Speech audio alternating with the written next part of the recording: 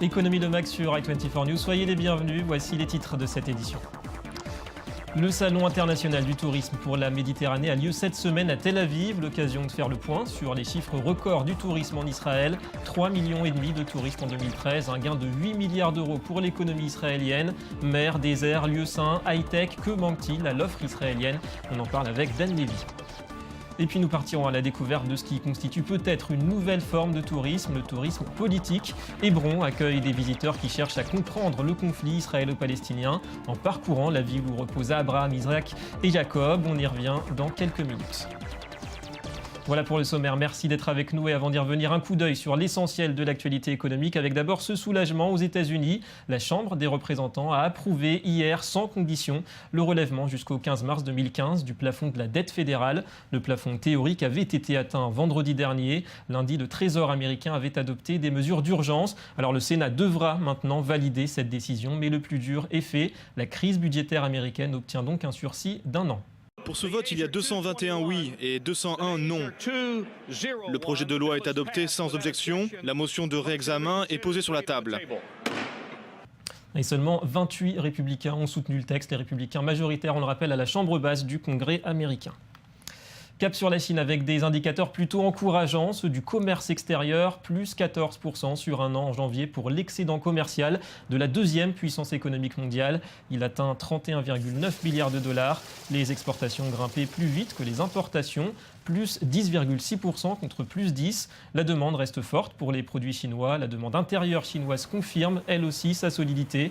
Une bonne nouvelle pour la Chine comme pour l'économie mondiale dans un contexte, on le sait, de ralentissement de la croissance.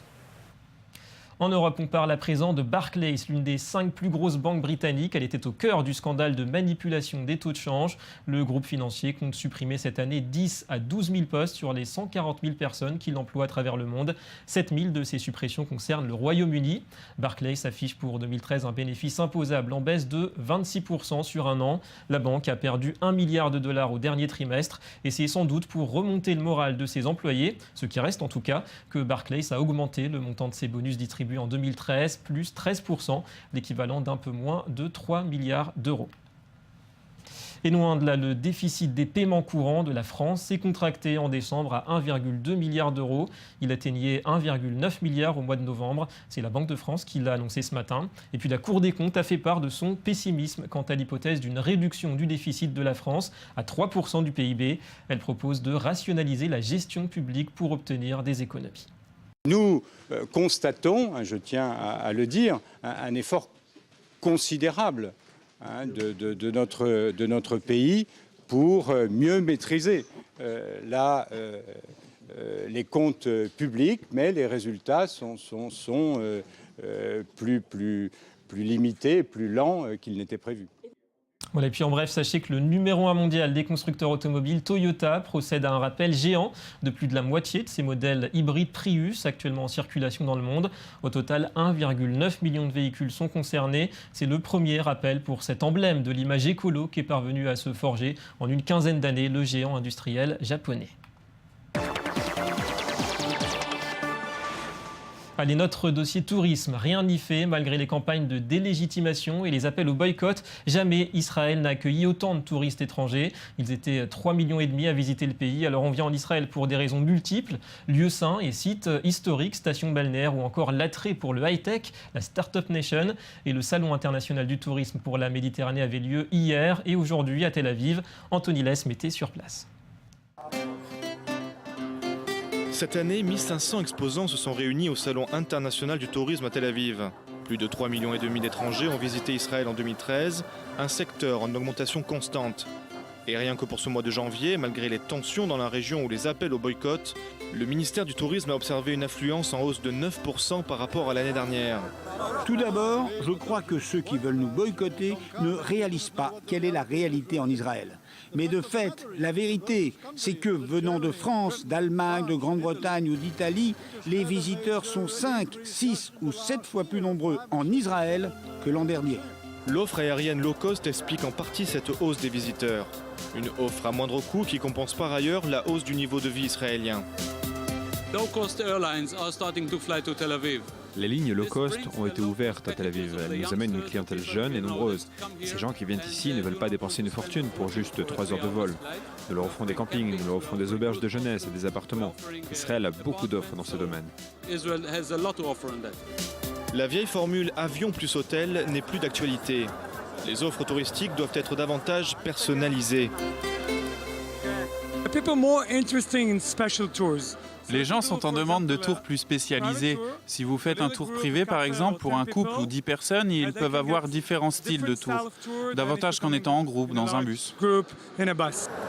Mais depuis quelques années, la nouvelle attraction pour les tours opérateurs, c'est le vin.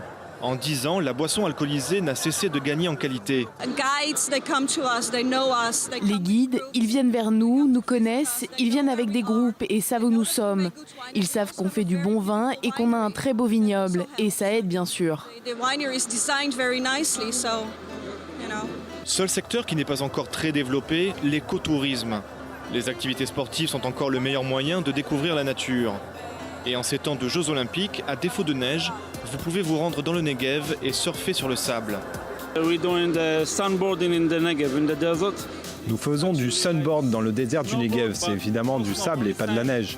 Cette activité est combinée avec d'autres organisées avec les Bédouins. Nous faisons des tours en jeep et avons un bon repas avec de la nourriture végétarienne. Les revenus directs et indirects du secteur touristique sont estimés à 16 milliards de dollars. Et pourrait être supérieur cette année avec une hausse du billet vert. Voilà des chiffres impressionnants. Le tourisme qui assure aujourd'hui 6% des emplois en Israël, un peu moins de 200 000 personnes. Alors pour en parler, nous accueillons Dan et Ilanit Lévy. Bonjour. Bonjour à tous les deux. Bonjour. Alors vous êtes guide à Jérusalem, vous vivez au quotidien cet essor du tourisme en Israël ici. Alors d'abord, plus de la moitié de la clientèle qui vient ici en Israël, les touristes sont chrétiens, catholiques pour la plupart. On a l'impression qu'il y a vraiment une grande variété de clientèle. Est-ce que ça complique votre travail au quotidien ? En effet, à Jérusalem et en Israël viennent aujourd'hui une mosaïque très diversifiée qui permet en fait à des chrétiens, des catholiques, des protestants, mais également des juifs, également des touristes qui n'ont rien à voir avec les 3 religions de venir et d'essayer de toucher du doigt l'endroit du berceau des 3 religions. Alors, en tant que juif, c'est tout le temps une grande aventure, puisque en fait on essaye de leur montrer l'origine qui était le judaïsme et qui s'est installé à Jérusalem. Mais bien entendu, au fur et à mesure de l'histoire, chacun monte sur le bateau et s'engage dans cette aventure et dans cette histoire. Alors ce qu'on a vu, c'est que malgré un shekel au plus haut, malgré l'impasse des négociations, les campagnes aussi de délégitimation d'Israël, même les appels au boycott, jamais les chiffres n'ont été aussi hauts pour le tourisme en Israël. Comment vous l'expliquez ? Eh bien, tout simplement parce que la presse est en train de faire une publicité énorme à Israël. Les gens, voyant tout ce qui se passe à la télé et dans les médias, se demandent, mais effectivement, moi je connais des gens qui ont été, qui sont revenus, ils n'ont rien raconté de tout ça. Et de leurs yeux, ils aimeraient voir et toucher et comprendre pourquoi tout le monde parle d'Israël. Il y a un bouche à oreille. Il y a un bouche à oreille tellement grand que les gens sont curieux de venir voir de leurs propres yeux. Donc pas trop d'inquiétude par rapport au boycott dans la ils sont tout le temps très surpris de venir et de voir que tout se passe bien et que, effectivement, non seulement on est dans un pays où on n'est pas sur le front de guerre, mais en plus, il y a un essor économique, touristique et qu'il y a beaucoup d'infrastructures qui sont données. Alors Ilanit Lévy, vous traitez les demandes des clients, les propositions de programmes aussi. On voit que côté valeurs sûres, Jérusalem, le Kotel, le mur occidental, reste nettement devant Tel Aviv ou même la mer Morte ou même Eilat. On vient en Israël davantage pour le côté spiritualité. Est-ce que c'est une tendance qui est appelée à se poursuivre selon vous ? Oui, tout à fait. Je pense que Jérusalem restera la destination privilégiée et préférée de toutes les tendances. Il faut savoir que c'est bien sûr le berceau des 3 religions, mais ça attire. Jérusalem attire. Il y a un genre de mystification. Et comme Dan le disait tout à l'heure, effectivement, la désinformation, ou on va dire toute la presse, la médiatisation au niveau de la presse internationale, demandent aux touristes des réponses et donc ils ont besoin de venir sur le terrain, se rendre compte, et Jérusalem est toujours au cœur de tous les conflits. Donc Jérusalem, selon moi, restera bien entendu la première destination. Alors qu'est-ce qui manque aujourd'hui encore à Israël pour optimiser peut-être cet afflux de touristes? Plus d'infrastructures, plus de chambres, de places en chambres d'hôtel? Oui, effectivement, il y a toujours au mois d'août, on arrive à un pic, tous les hôtels sont pleins. Il y a des hôtels qui sont en construction, notamment le Waldorf Astoria a investi à Jérusalem et donc ouvrira ses portes pour l'été prochain, en 2014. Une clientèle plutôt huppée. Hein. Bien sûr, tout à fait, qui est situé face au Mamilla et aux citadelles, donc toujours au cœur face aux murailles, au cœur de Jérusalem. Il y a également des parcs d'accueil pour les familles, qui allie également des activités ludiques pour les enfants, également des visites pour les parents. Aujourd'hui, c'est quelque chose qui manque. Le maire de Jérusalem, Nir Barkat, est très influent et s'investit énormément au niveau du tourisme sur Jérusalem. On lui est très reconnaissant d'ailleurs. Alors on va se rendre à Hébron, si vous le voulez bien maintenant. Hébron, la ville qui abrite le tombeau des patriarches, acquis d'après la Bible par Abraham, un lieu vénéré aujourd'hui par les 3 religions. De quoi expliquer un potentiel touristique évident, mais cet intérêt touristique a pris ces dernières années un caractère davantage politique, car Hébron est au cœur du conflit israélo-palestinien. Anthony Lesme. Hébron, point chaud du conflit israélo-palestinien. Théâtre de nombreux affrontements, la ville cisjordanienne abrite plus de 600 juifs protégés par des patrouilles et des postes de contrôle militaire israéliens. Elle attire de plus en plus d'étrangers dans une sorte de tourisme politique. Visite Hébron est née en 2010 de cette nouvelle demande. C'est un groupe de jeunes Palestiniens qui a alors multiplié les visites groupées au sein de la vieille ville. Visite Hébron a accompagné dans la période précédente plus de 1004 groupes venant de nombreux pays, mais aussi des Palestiniens de la diaspora et des habitants locaux. 7420 personnes au total sont venues. Une touriste allemande qui a déjà visité Jérusalem et Tel Aviv ne cache pas sa curiosité pour la vie d'Hébron. Pour moi, c'est très important de venir ici et visiter ce lieu. Je veux dire que le conflit est très présent ici et oui, je voulais juste visiter et c'est intéressant. Les touristes viennent pour visiter le caveau des patriarches, au lieu du judaïsme et de l'islam. Ils viennent aussi pour écouter les Palestiniens décrire leur quotidien.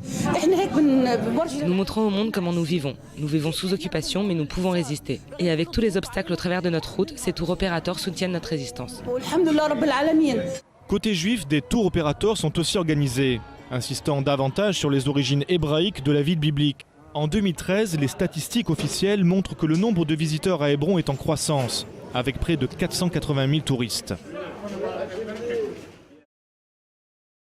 Dan Lévy, Hébron, c'est une destination tendance. La demande augmente ces dernières années?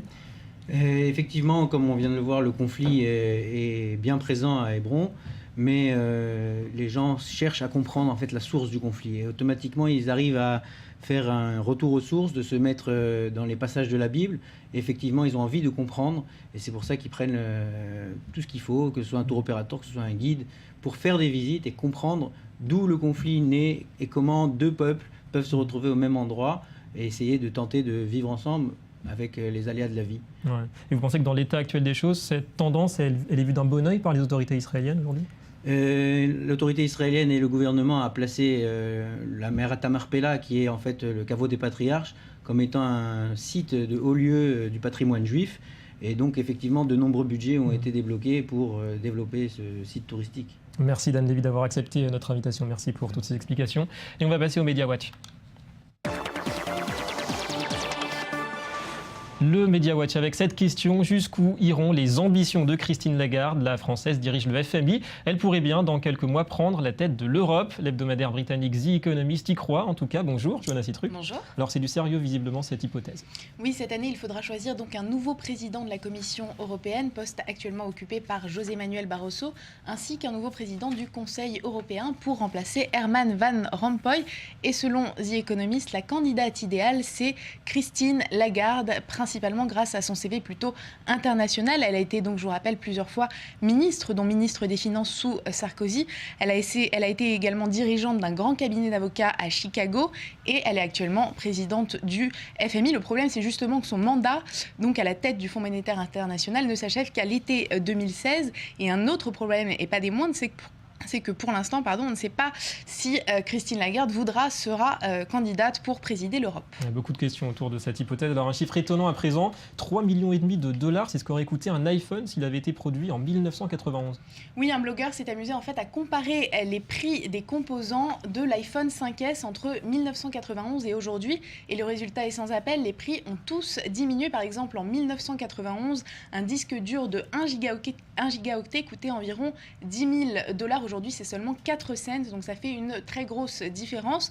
Et le constat est le même pour tous les autres composants, le prix du processeur et le coût de la communication. Et avec tous ces calculs, le blogueur arrive à un total de 3,56 millions de dollars, environ 2,6 millions d'euros. Donc aujourd'hui, l'iPhone 5S, je vous rappelle, est vendu entre 700 et 900 € en fonction de sa capacité. Sa mémoire. Alors autre chose, en 2 mots, on connaissait l'indice Big Mac pour comparer les pouvoirs d'achat entre les pays. Aujourd'hui, il y a un autre indice du même type qui peut le concurrencer. Oui, il s'agit de l'indice bière proposé par le site internet Quartz. Alors pourquoi la bière? Parce que comme le Big Mac, elle est présente dans la plupart des pays du monde et généralement produite de façon locale. La différence avec le Big Mac, c'est qu'on ne cherche pas à savoir comment il faut débourser, mais combien d'heures de travail il faut fournir pour se payer une bière. Et on a des résultats différents qui vont de 15 heures à 12 minutes. Merci Johanna, on en reparlera bien sûr. Fin de cette édition, merci à vous de nous avoir suivis. Économie Le Mag revient demain sur i20.news avec entre autres un dossier sur l'industrie du chocolat. L'info continue, restez avec nous.